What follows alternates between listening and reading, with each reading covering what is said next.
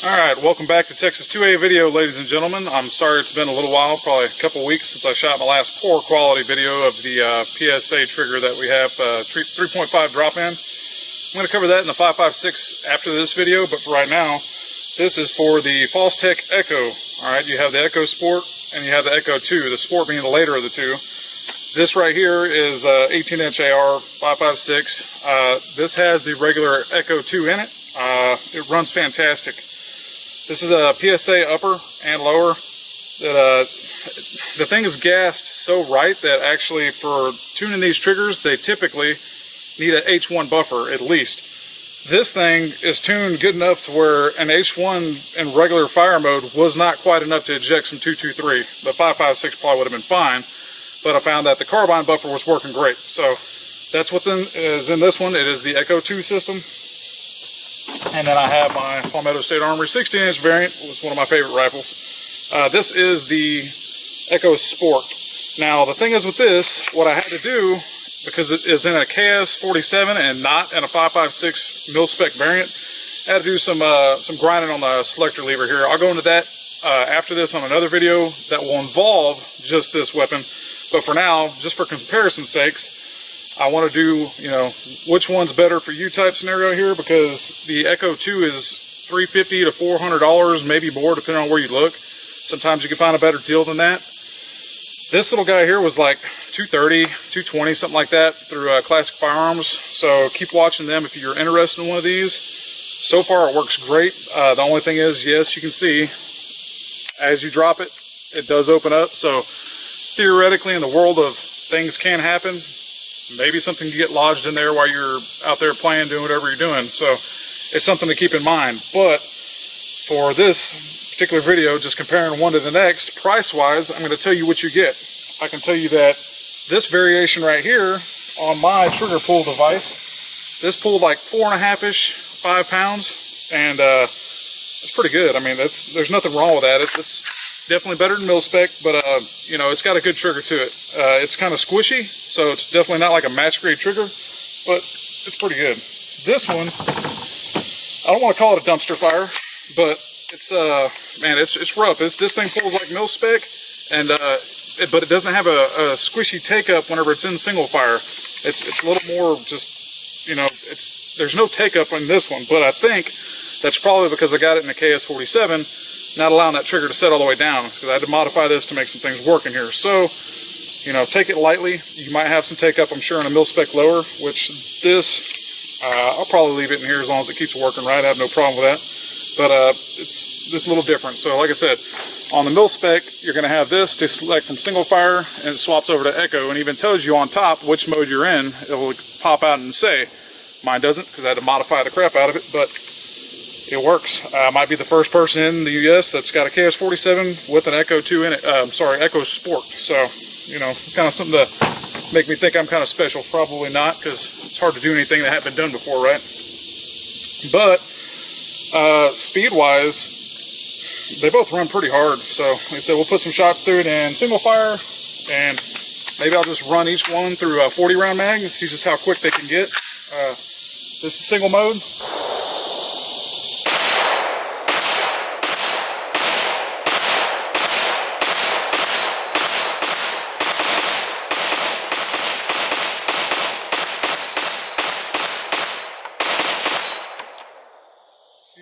Pretty damn good trigger for what it is. I cannot complain about that at all in single mode. Now, if we want to go have fun and waste money on ammo, because, it's what we're doing here in America, this one, instead of going from safe to fire and then playing with the trigger, you literally jump it straight back. If you're not aware, that's where Echo mode is on here. It doesn't have that in the wheel well. So, let's see.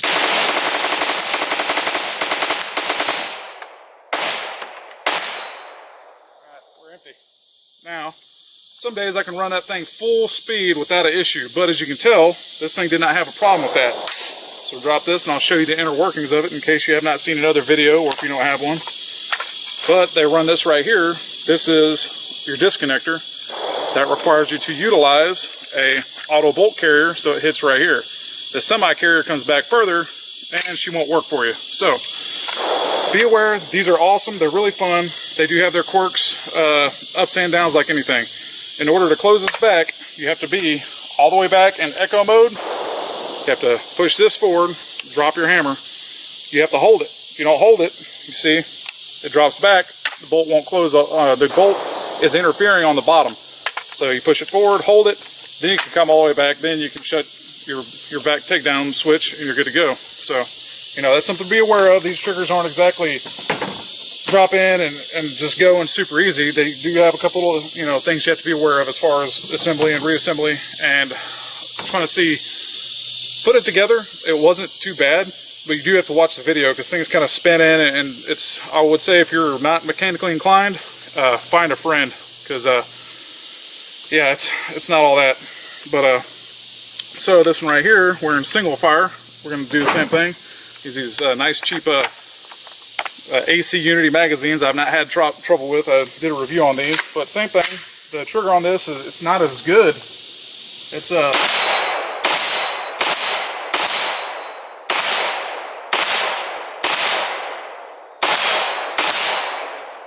it feels all right. It just feels so mil-spec compared to this. So I mean, the price difference is there. You're getting more money involved in the Echo 2 specifically for a better trigger. There's no doubt about it.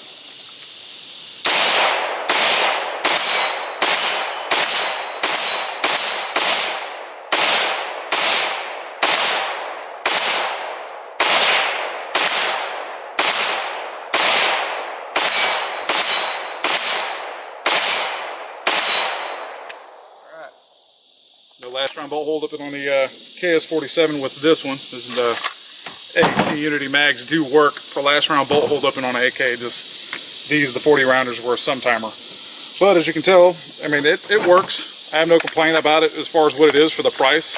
You know, it's definitely a lower quality trigger. Now, and verify I'm still empty. For the the AR mil-spec, you know, like my AK AR bastard child here, I'm having to pull the trigger back and scoot this over to echo mode because, you know, like I said, it's not made for this. I did contact Fostech. I said, hey, if you get enough interest, would you guys be interested in seeing what I come up with for these for the KS47s? And I'll go into that in the next video. So just be aware that normally, under any circumstance with this, inside of a AR-15 mil-spec lower, the switch just rolls. There's no touching the trigger. Don't let that fool you. So, see, we're charged. All right, live.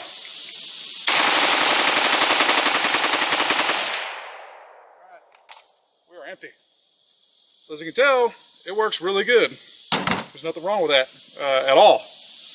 Only issue I've got is I find that 4 magazines through a KS47 like this, the handguard becomes to where I wouldn't want to sit here and talk to you and hold that. That's after 2. It's warm. It's probably about 170, 180 degrees on that handguard. After the 3rd one, it's rough. The 4th one, you're not going to want to hold it. Same thing on this, I'm sure.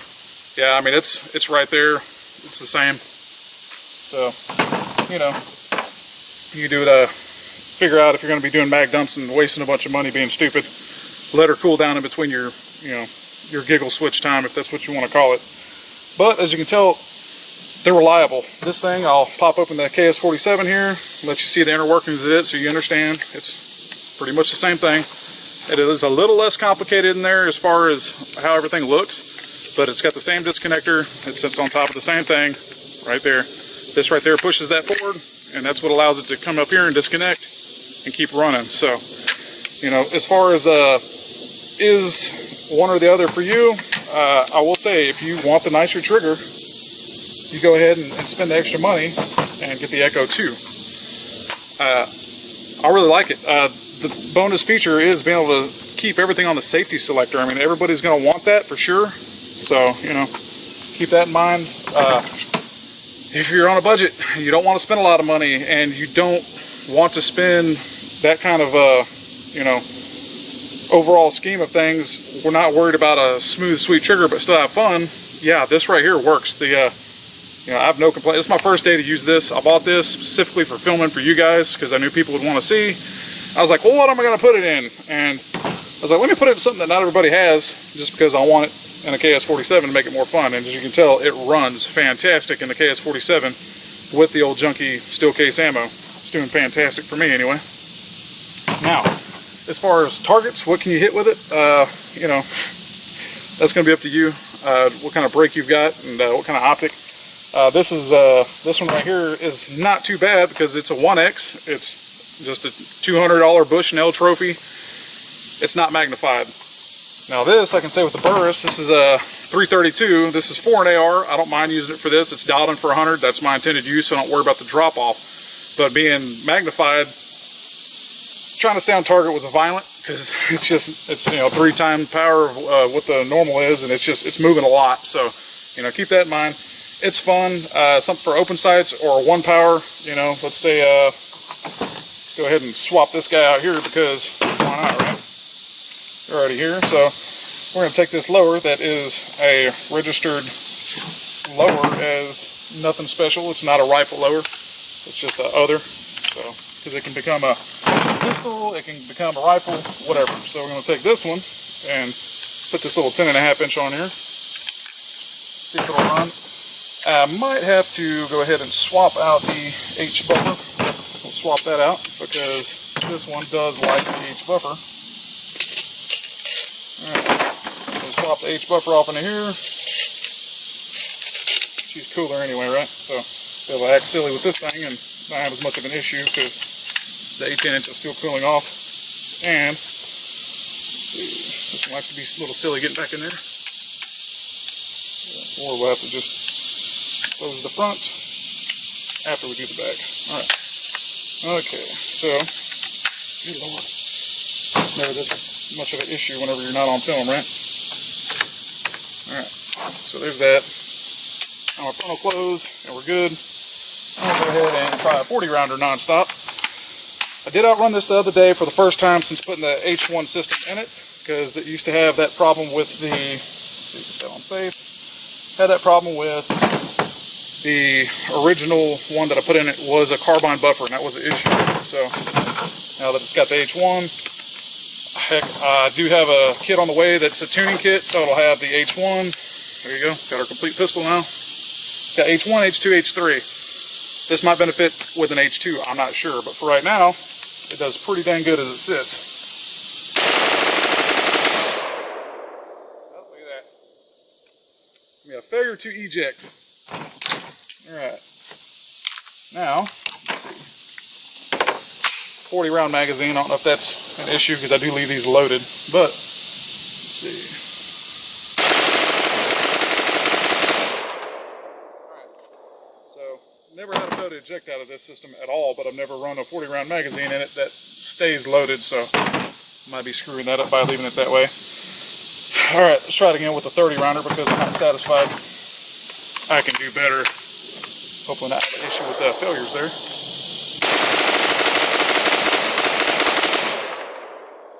There you go, that's all of it. 30 rounds, I've run better than that. I'm not mad. I don't use this enough in this mode playing around to stay super efficient, but as you can tell, you can keep running it out hard. So, let's see, I did a 30. Let's try it on this one with the, let's see, 40 rounder. This one right here is probably not going to give me any issues because it likes to run hard, but let's see if I can eat my words and make it skip a beat.